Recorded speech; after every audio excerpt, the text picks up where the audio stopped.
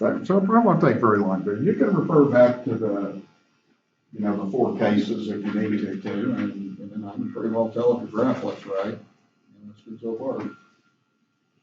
You want to be able to know this good enough, you can do it real quick.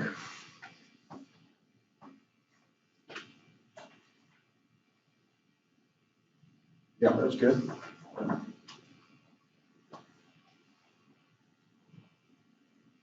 That looks right. That's good so far. Good.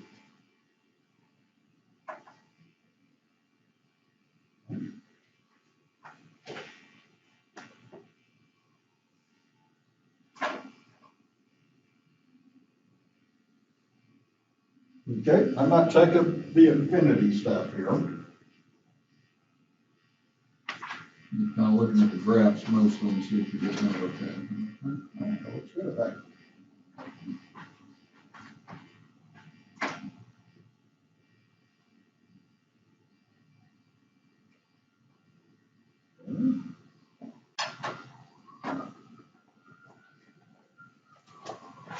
Okay, so let me go ahead and let's just fill this out and kind of double check. I think everybody's graphs are right. I didn't check the infinity thing. So this one, your degree is 6, your leading coefficient's -1. So your graph should have looked like that. That's all you got to put on there. You don't have to connect them. You can connect it with a dashed line if you want to. So if x goes to -infinity, that means if you're going to the left, the graph's going down. So that's -infinity. If x goes to +infinity, that means you're going to the right. The graph's going down. So again, that's -infinity. So you want to make sure you have those two things. Okay, next problem. Again, it's the highest power that matters. So you have a 9th degree, leading coefficient's the number in front. So this graph would be the case that looked like that. Okay, so you want to make sure that you have that. And then as x goes to -infinity, that means you're going to the left. Graph goes down, so that's -infinity. If x is going to infinity, that means you're going to the right.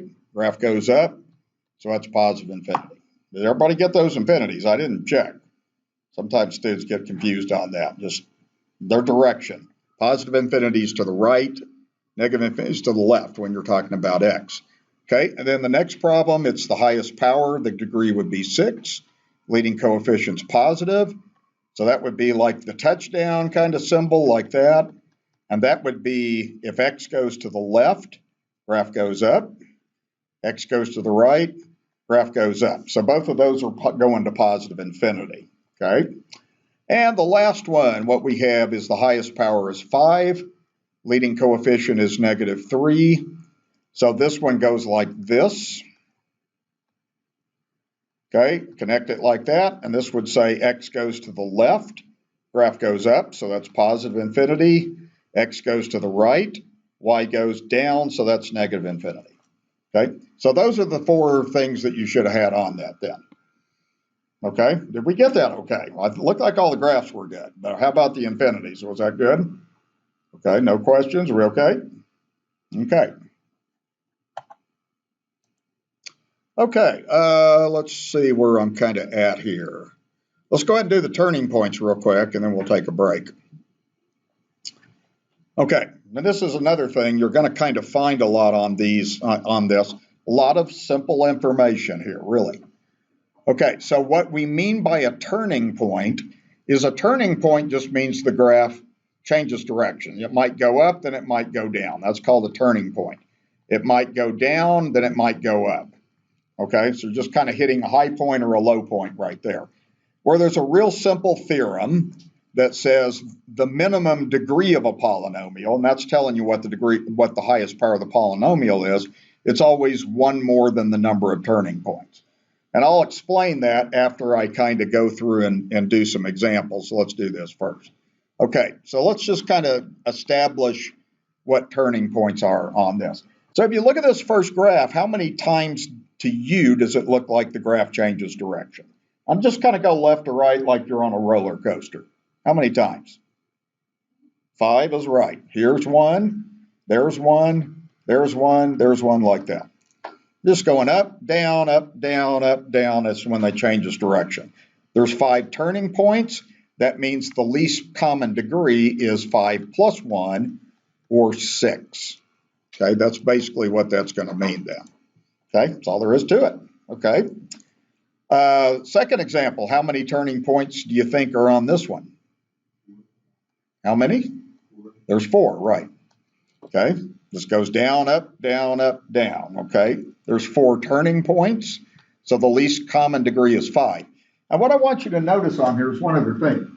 Okay, this should be logical. The graph's going down, so that means you have to end up with an even degree. You have to. This one right here, the graph's going like this, so you have to end up with an odd degree, and we do. Okay, that's why it works the way it does. Okay, all right, the next one. Let's see. Be careful on this next one now. How many turning points do you think? Not 2. There's more than 2. There's 3. Is there 4? I don't see 4. Okay, that's why I'm asking. Okay, this is not a turning point.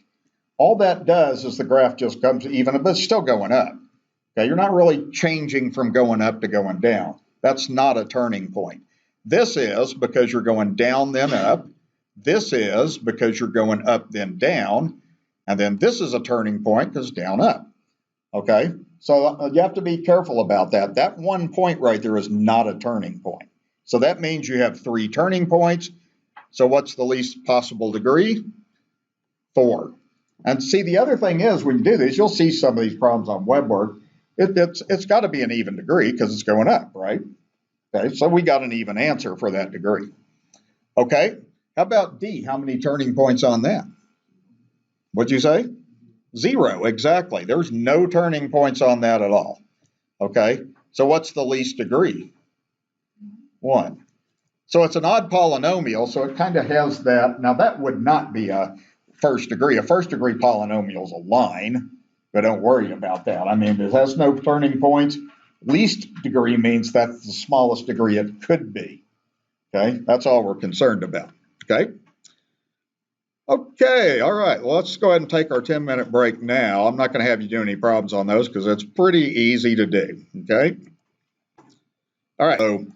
So I've taught you all the parts of a polynomial, the endpoint behavior. All we've done is terminology. Okay, so now we're going to try to begin to put it together, and that's what we do a little bit more of in 5.3. So what we're going to do is we're going to look at graphing a polynomial function, and we're going to get a rough graph based on the knowledge we're learning and use our graphing calculator to check things then. Okay.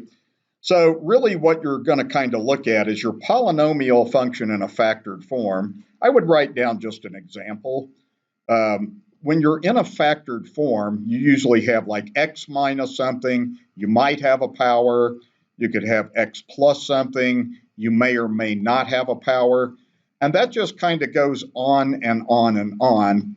You know, typically in this class, just because we're learning a concept, you might see 3 or 4 factors, but you're not going to see probably more than that. So what we're going to do is learn how to sketch graphs. So what we're going to look at is find the degree of the polynomial, which I've taught you, but in the factored form, it's a little different.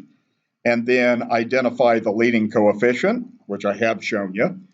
We're going to determine the endpoint behavior. The endpoint behavior just means, that's what I just taught you. Does the graph look like that, that, or that? You don't have to write that down. That's just, you know that your graph is going to do one of those things if it's polynomial. It'll never do anything different than one of those 4 things.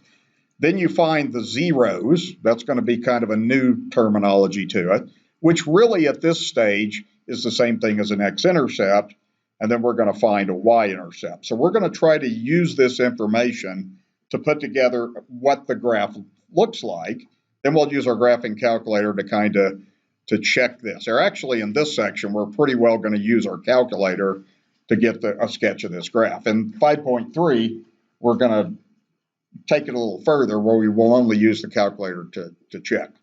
Okay, so here's a factored form right there. So what we are going to do is we're going to look at what the degree is. Now, it turns out that when you're in the factored form, then all you got to do is add the exponents together to get the degree of the polynomial.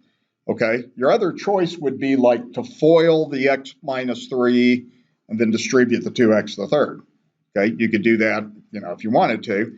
But what would happen is you have 3 plus 2, that degree would be 5, okay? And just that right there is going to tell us that the graph is either going to look like that or it's going to look like that. It's going to be one of those two because it's an odd degree polynomial. Now the leading coefficient, you have to be kind of careful when you do that. What you always want to do is if you've got like 2x to the third and x minus 3, you're always looking at the numbers that are in front of the highest power. Okay, so you're kind of looking at this like this. And we did this a little bit in the last class.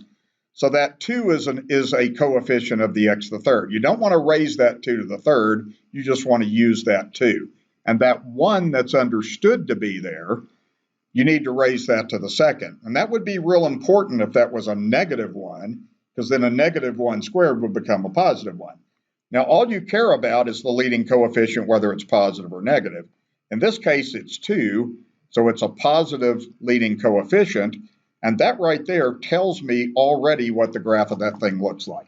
So you're going to see if you put this in the calculator, graph's going to go like that. It may kind of wiggle a little bit, and then it's going to shoot up.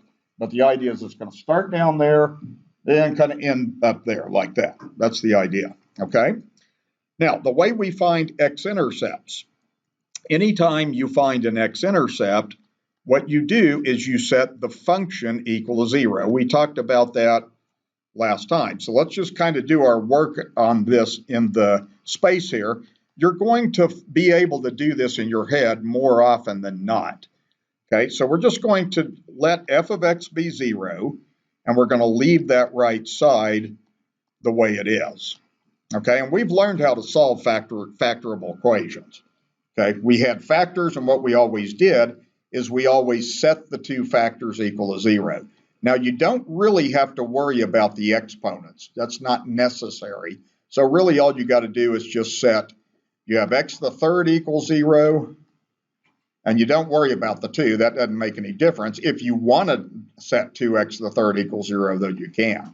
I'm going to go ahead and do this one this way and then show you how you can just kind of manage this in your head anyway, because you will be able to manage this in your head.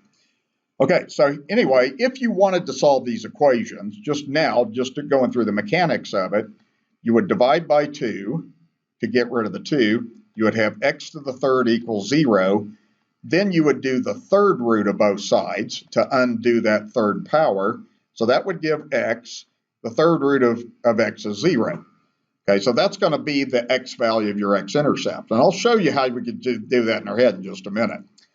Okay, the next one, what we would do is we would do square root of both sides to do that. And then we would have x minus 3 equals 0. Then you would add 3 to both sides. So you would end up getting x equals 3.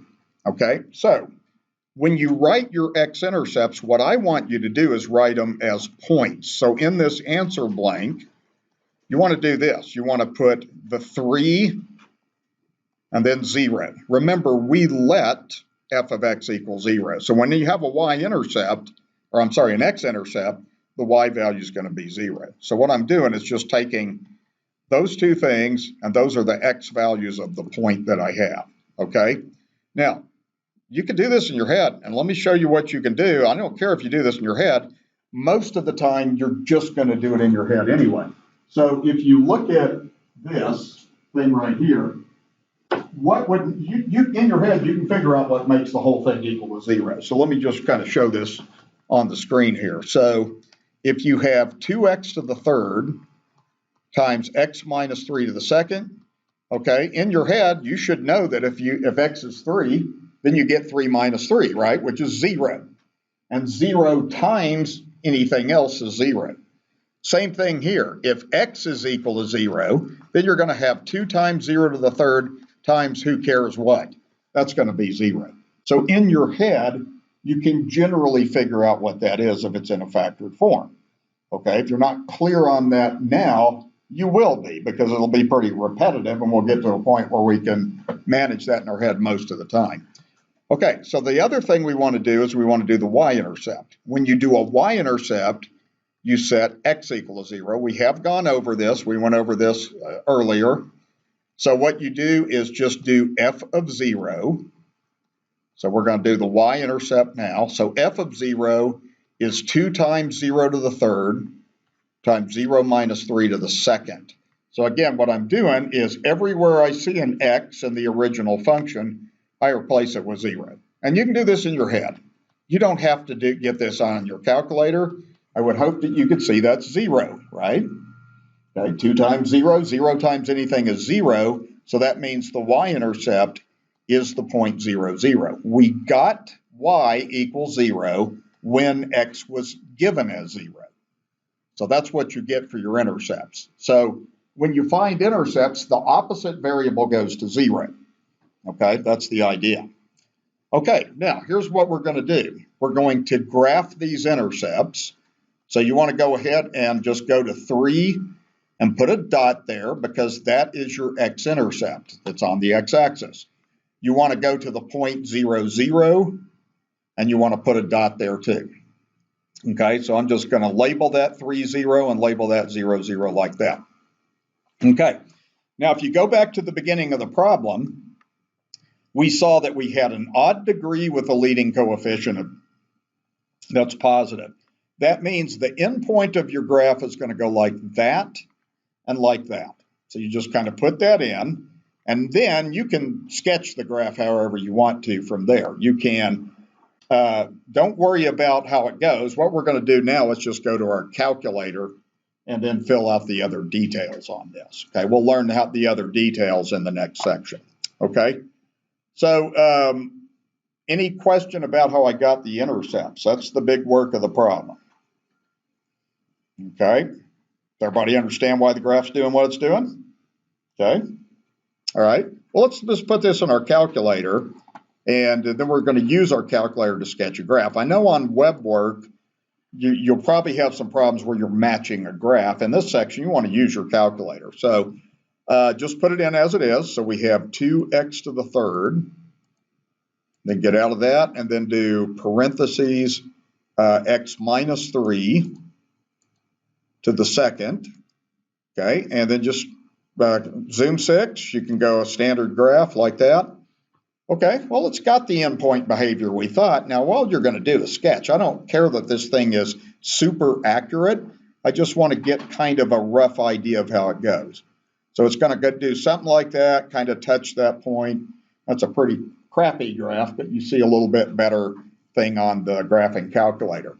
You could adjust the window of y so you could see it a little bit better, but that's basically how that thing's going to go. Okay. All right, now the other thing, just like we did in the last section, or earlier in this section, what do you conclude on this? If x goes to infinity, where does y go? Positive infinity. That just means x goes to the right, y goes up. Okay, how about the other one? X goes to negative infinity, where does y go? Down. Okay, so that would complete the problem like that. Okay? So we're learning how to get the degree, the leading coefficient, to tell how the graph looks, and then the intercepts are giving us a little bit more information. Okay? All right, what do you do to find an x-intercept? You set y equals 0. What do you do to find a y-intercept? You set x equals 0. Right? That's how you find those things. Okay, let's go to the next example here. Okay, just kind of get a little bit of repetition with this. So first of all, on the degree, any suggestions about how I find the degree of this whole thing? I do a simple math problem. You add 4 plus 3 plus something else. There you go, good, 1. That's a first power. X plus 3 is understood to be a first power, so you're going to end up getting 4 plus 3 plus 1 is 8. If it's 8, if it's an even degree, that means already we know the graph is either going up like a touchdown or down, what is that, getting down or whatever, okay? So it's one of the two, we know that. Now, the leading coefficient is a place where students often struggle to get this right. That negative is real important there, okay? So you're going to use -1. That's not being raised to a power, that's outside of parentheses. Then you're going to look at all of the numbers inside the parentheses that are in front of x. So you're going to have a 1 in front of here, but that 1 is being raised to the 4th power. The next one you have a 2, That 2 is raised to the third power. And then the next one, you have 1 in front of x. That's being raised to the first power. So you want to make sure that you're always taking the number in front of x and raising it to that power, because if you don't, that'll mess you up. And then if there's something outside the parenthesis, that needs to be there. So really you would get -1 times 8 times 1.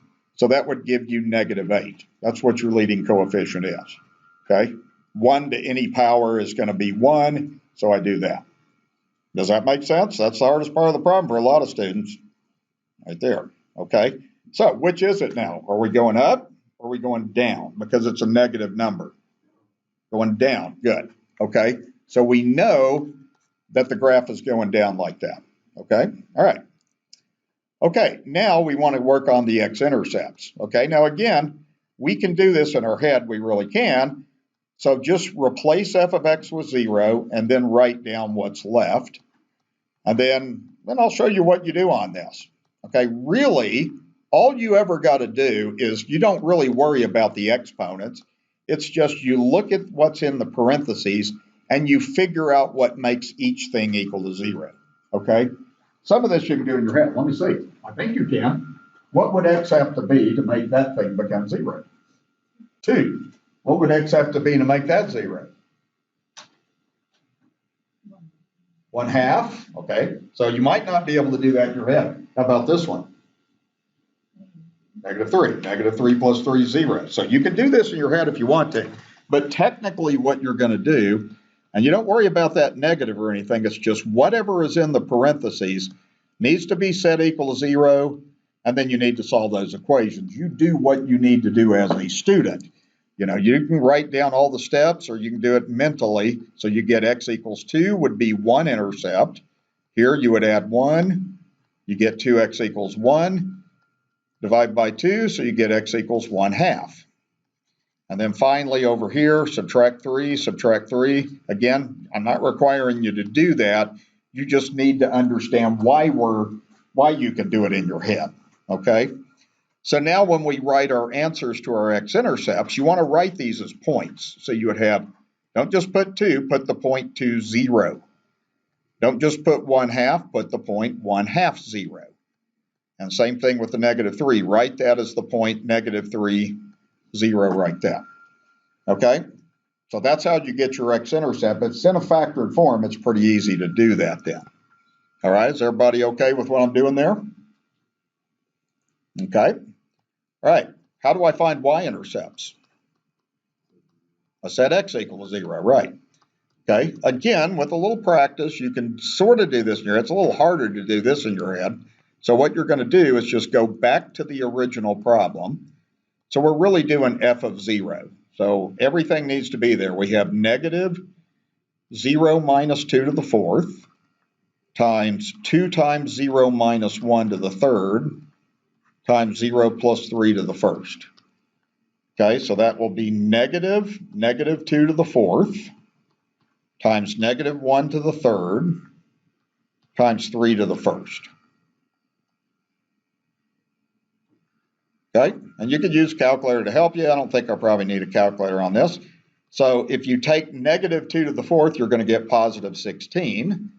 If you take -1 and multiply that out 3 times, you're going to get -1.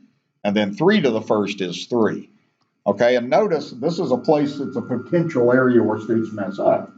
You don't have a negative. That's not going to become positive 2 to the 4th. You have to resolve that first. You have to do the -2 to the 4th, which is 16, and drop that negative down. So that's an order of operations issue right there. So now if you do that and do all the multiplication, you have 2 negatives. So that turns out to be positive 48. Okay, so that means your y-intercept is going to be the point 0, 48. 16 times 3 is 48. Okay, so we've got our intercepts right there. All right, now the arithmetic, you have to be kind of a little bit careful about this. Let me move that over so it's not getting messed up with what I've got written on the board. No, that thing right there just keeps coming down. when you're doing order of operations, you have to work in parentheses first, which is what I did. That became -2. That became -1. That became 3. Okay, then I do exponents. That became 16, -1, 3, then multiply. So order of operations is what you have to be cautious about when you do this. Okay, anybody else have a question? Okay, all right, so let's go ahead and put this together now. So again, what we're going to do on our graph is we're just going to take this information, we're just going to put the intercepts on here. So let's see, we had an x-intercept of 2, 0. It's a good idea to just label that. That's 2, 0.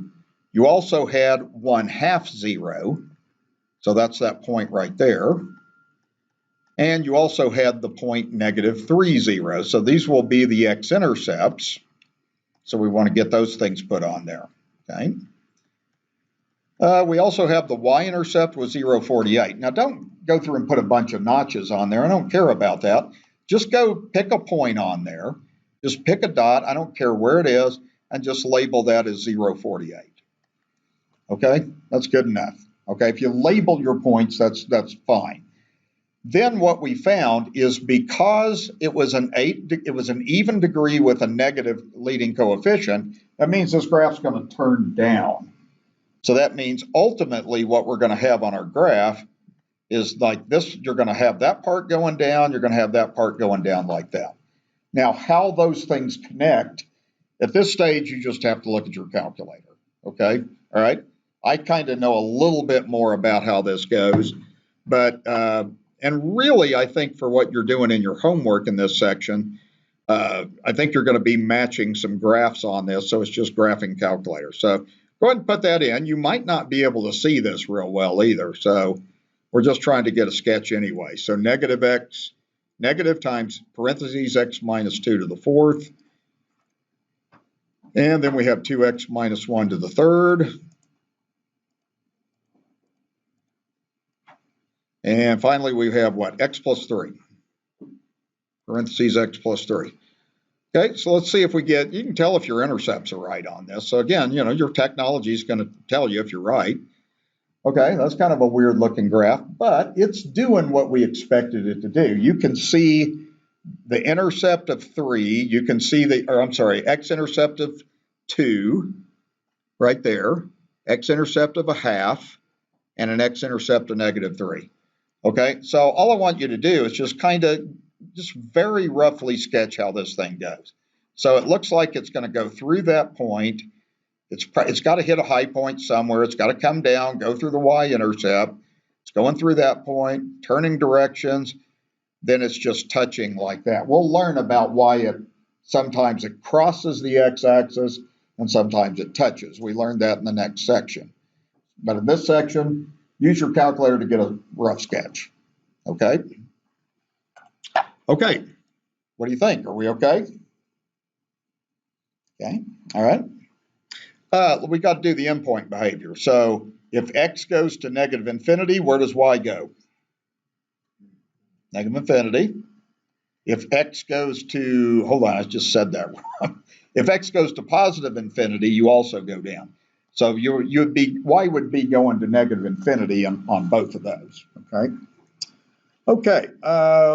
Yeah, I think I'll have you do just this one last problem, and then we'll have a little time to start into 5.3. So just one problem. I'll walk around and see how you do on that.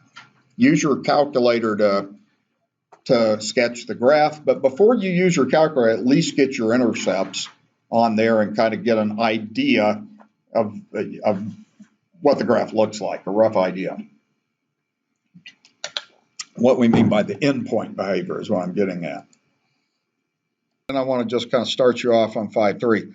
So everybody got the degree. The degree was just 1 plus 2 plus 3. That was 6.